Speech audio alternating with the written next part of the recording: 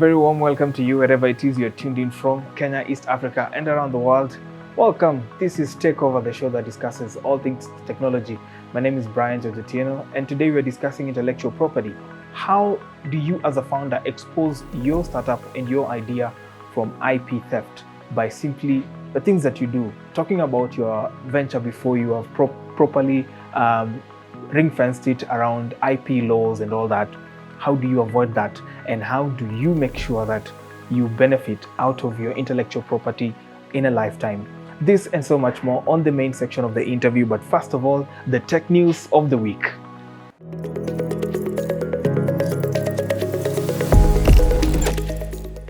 Republican and Democratic lawmakers have introduced legislations that would ban app stores from distributing TikTok unless ByteDance, its Chinese owner, divests control of the popular video sharing platform. The bipartisan bill from Mike Gallagher, the Republican chair of the House China Committee, his Democratic counterpart Raja and 17 lawmakers would give ByteDance 168 days to divest TikTok to avoid the app from being banned. The measure could have implications for the US election. President Joe Biden's re-election campaign has started using the video streaming service to try to connect with young voters, even though the White House previously backed a bill that would have given the Commerce Department the authority to ban apps such as TikTok.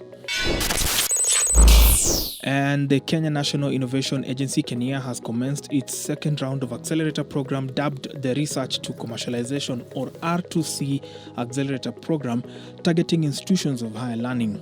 R2C Accelerator is designed to fortify the commercialization process within Kenyan universities and research centers with an aim of enhancing researchers' capacity and institutional capability in taking research outputs to market. Uber has announced the launch of Uber Comfort, a high-end mobility product with rider preferences aimed at adding an additional layer of customization and comfort for every trip.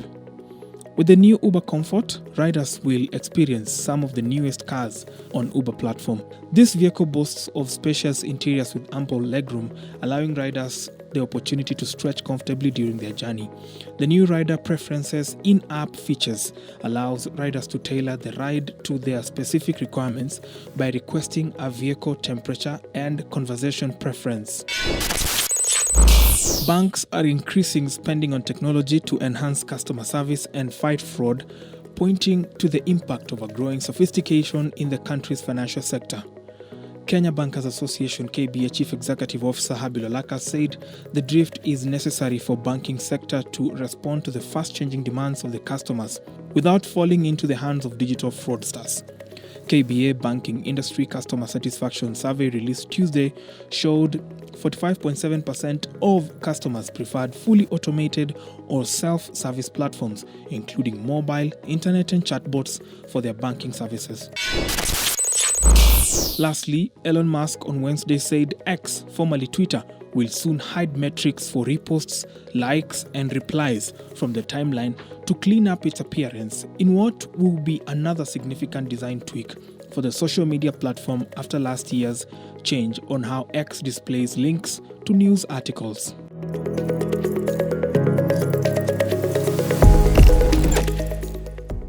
Very well then, now we have just the man for it. Peter Camero, Counsel Peter Camero joins me now to discuss all of this. Peter, good to see you. So please explain this to me like a 6-year-old. What is intellectual property? So I think I'll just break down those two words. Intellectual, which is the creation of your mind, and property, which means something of value, something that can be owned, something that can be transferred, or potentially even traded or used in the context of commercial endeavors. So I would say, unlike physical property, which we can see, which can be in the form of immovable properties like land and buildings, to movable, which like cars and furniture that we're sitting on, to intellectual property, which is not necessarily physical, not necessarily tangible, but very much potentially valuable, because it's the creation of the mind. It comes from the creativity. It could be from artistic pursuits, or it could be from scientific pursuits. Within intellectual property, broadly, there is industrial property, which is patents and industrial designs, in this country especially. And then you have copyright and related rights. So in a nutshell, it's the opportunity that you have to be able to create property based on your creative intellectual output. And then there is a body of law that comes to ring fence that and to protect that. So there are three words that are used interchangeably and they're very confusing: trademark, copyright, and patent. What's the difference? Patenting relates to, let's call them scientific or technological inventions. And copyright relates to, let's call them broadly, works of literature and art, broadly. And art, we would then talk about audiovisual, phonogram, and written work, generally speaking. And then trademark has to do with the brand, the logos that you see, the name of a particular product or service that is a key identifier of the source. The brand is the interface between the product or the service and the end user and consumer. And many times that ends up being the most valuable IP asset that the legal or corporate entity then owns. So how do tech startups lose their intellectual property in their early founding journeys? The journey of entrepreneurship is pretty difficult.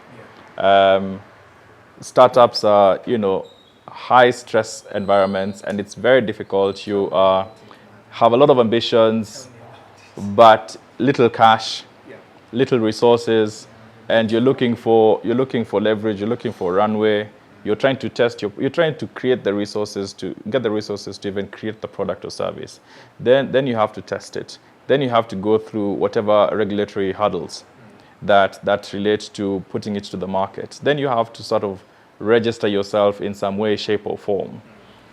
So I think the reality is that with all these pressures and stresses and finite and limited resources, the IP question sort of falls through the cracks or does not take a preeminent position in the mind of the entrepreneur. And that begs the question, why isn't intellectual property a popular venture in this part of the world? There are many things at play here, but I would say it's a question of also from a macro level, the level of development that the country has achieved, which then influences the depth of the market from a commercial perspective, the viability, commercial viability of certain ventures. So I think because it's a smaller economy and a smaller market, you cannot have an apples to apples comparison with what's happening in the US. Part of the reason the market differs there from here is the publishing and media houses and record labels are very organized, and they can give you access to a huge market, and they have the infrastructure and they have the capital to do the marketing and all those things. So the reality is that they can bring your work to a national platform or international platform to a scale that you cannot by your own resources. So it's very glamorous and endearing. And you find yourself perhaps as a question of how much bargaining power do you actually have as a relatively unknown artist before they receive their breakthrough. So you get offers that you realize perhaps they're not perfect, but the reality is you don't really have a better offer on the table. So you find yourself accepting what's just given there as the terms. It does take a lot of confidence and clarity to be able to turn down some offers because you are insisting on particular points, such as the rights that you get to retain and what you get as equitable compensation for the work that you put out. What products and services can be IP'd and what cannot be? So when you're trying to get something under patent, they say that it has to satisfy 3 criteria: novelty, inventive step, and industrial application. Novelty means it has to be new, not in Kenya, but in the world. It's something that has never been done or has never been presented for registration the world over. And then inventive step, it means that it has to involve a process or something that is non-obvious. And it's not non-obvious to anybody, but non-obvious to somebody who has relatively good skill in that particular area. And then industrial application means that you can scale it. You can repeat the process and get the same result, which means that anybody who then follows the steps that you have outlined should be able to arrive at the same product or service. And then the fourth, I think, criteria, which is interesting, is that it says it must not be contrary to public morality. And who knows? Who knows what that really means? Patents don't really work well for startup founders in Kenya because a patent takes about minimum 3 years, actually, to get registered. So the reality is that if your patent is based on some technology and you are a founder, in all likelihood, you are iterating and modifying whatever it is you're doing. You're listening to your customers and you're trying to improve, and there's version 1, 2, 2.0, 3.0. The reality is that 3 years down the line, whatever it is that you presented will likely have been overturned by events or even potentially even obsolete. With trademarks, you're talking about a logo or a word or a slogan or a combination of both. The thing to know about trademarks is that it is actually fast to file. That's the peculiar thing, and that differs actually from copyright. So it's actually fast to file. So the registry operates on a first come, first served basis. So they then do a search within the database to see if there's anybody who has attempted to register anything that is similar or identical. And if there are marks that are identical or similar, they will then write to you and say, sorry, you can't have your mark registered for this reason. There's another confusingly similar mark there. The thing to know about trademarks also is that it is done in categories. There are 45 categories of goods and services in which you can register a trademark. Now, the reality is that when you're now applying for registration, you will not be given all 45 categories. You have to select the ones that you are interested in, which means you could have identical trademarks for different products which are allowed in law. Copyright works differently. With copyright, you actually technically don't have to register. Copyright subsists upon the creation of the work. So if you release a song, okay, there's a copyright that you own to the song, regardless of whether you register it or not. But then registration then in copyright also happens. It's almost like a depository system. It's just a place of just confirming that you put the song and you get a certificate. It's the easiest and quickest. It typically takes a week or less, and it's the cheapest. 1,000 bob filed at the Kenya Copyright Board, and you should have a certificate. So it's not the certificate that gives you the ownership, but the certificate helps you to prove that you are the owner of the same. Do you have examples of countries globally that have the best IP laws, and what are they doing differently from Kenya? I think it's a function of how industrialized a country is. So highly industrialized countries, like the Western countries, benefit a lot from the patent system, because then it means that you are able to then, once you have your patent registered, you have the manufacturing infrastructure, the industrial capability to then actually put it to market. So it really does work out for them. And then when you create then the product, you then have exclusive rights on how it's distributed. So I would say Western countries in particular, I would say I think the US is the prime example. I think China has been on a trajectory because there was a point where people used to say made in China means that it's actually fake. But then having gone through a journey of industrialization, they've actually really improved their capacity and have become the factory of the world. And iPhones are made in China. And people don't think about China when they think about iPhones, they think about the US. So I think that's also another country. Singapore is also high on the list. But I think in terms of the ability, not just in terms of the regulatory and legal framework, the ability to potentially profit from your own intellectual property, I think my view is that the US is leading the pack of the other nations in that regard. How do you think the government can make it easier for startup founders to take up IP and protect their startups and innovations? A couple of things underpinning them. ease of business registration and ease of doing business. So how quickly does it take for you to get registered? And what's the process like? Is it all online?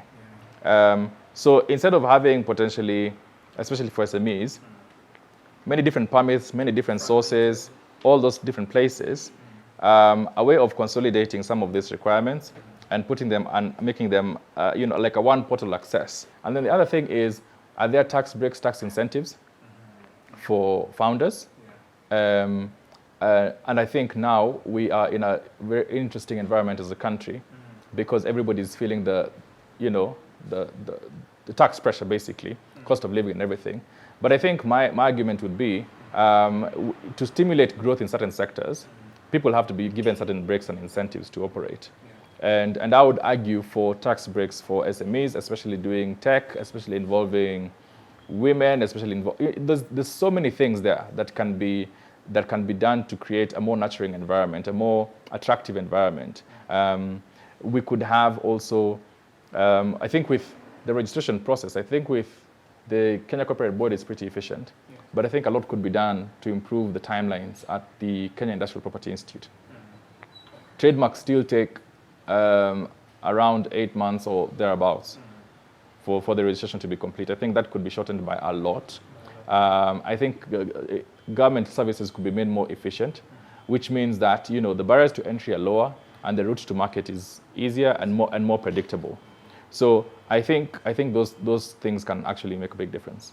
Very well. Thank you so much, Peter, for this value. Thank you. I think it's really important that we talk about this and to inform so many other founders out there who are coming up with innovations. We have been speaking to Peter Camero, who is an IP lawyer. We'll be back with more after this short break. Don't go too far. You're watching TECHOVER.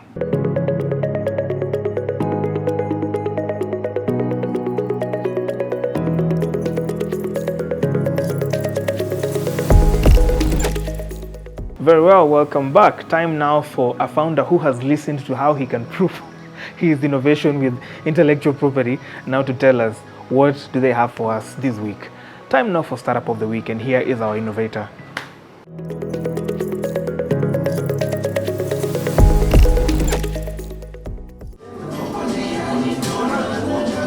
When you get into a normal restaurant in Nairobi to order your food, you are likely to be attended to by a waiter or a waitress holding a pen and a paper, taking your order. Unlike global franchises like Java, Subway, and many others, small independent restaurants are the soul of Africa's food service industry, representing the largest segment of $50 billion industry. However, these restaurants have had a limited access to technology solutions tailored to their needs.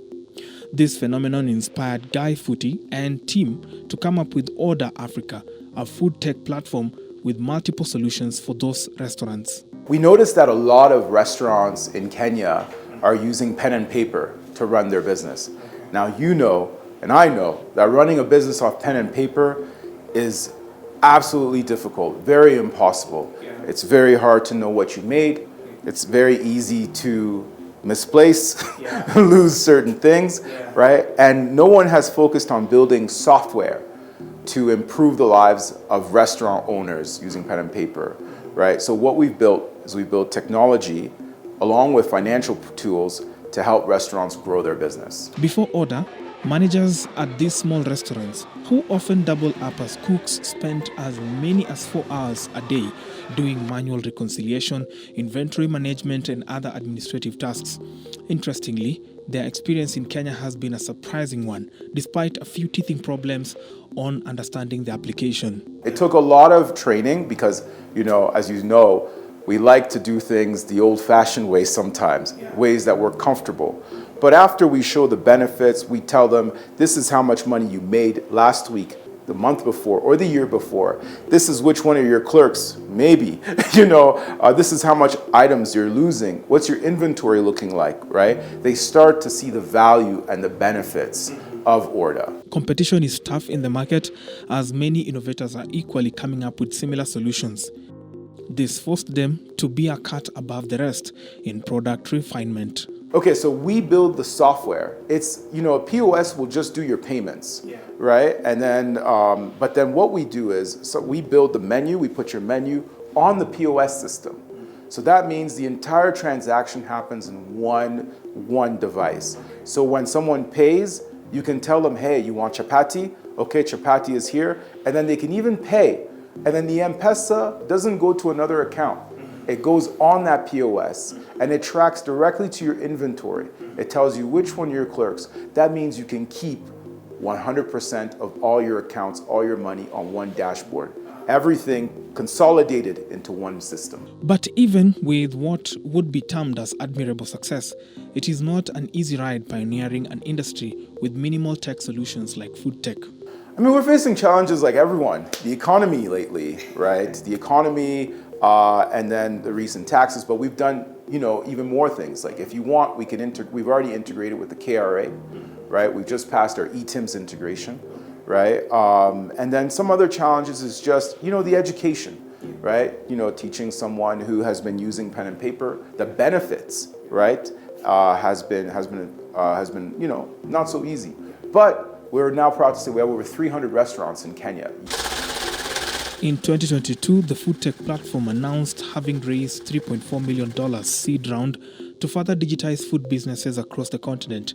Since its first fundraising announcement in January 2022, Order has grown its customer base to more than 600 restaurants across Nigeria and Kenya and is now processing over 500% more weekly orders for its customers.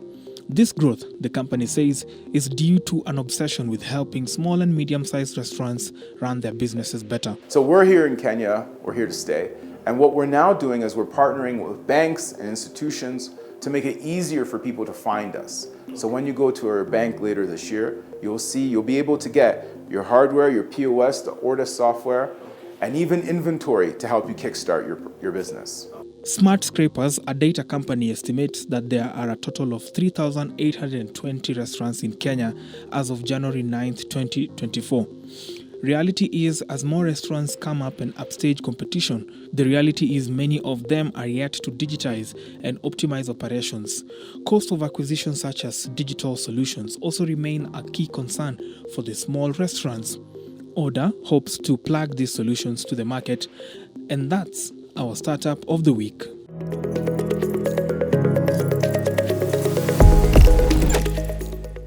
That was startup of the week. Let's now get the tech tip of the week in association with Samsung S24 Galaxy AI.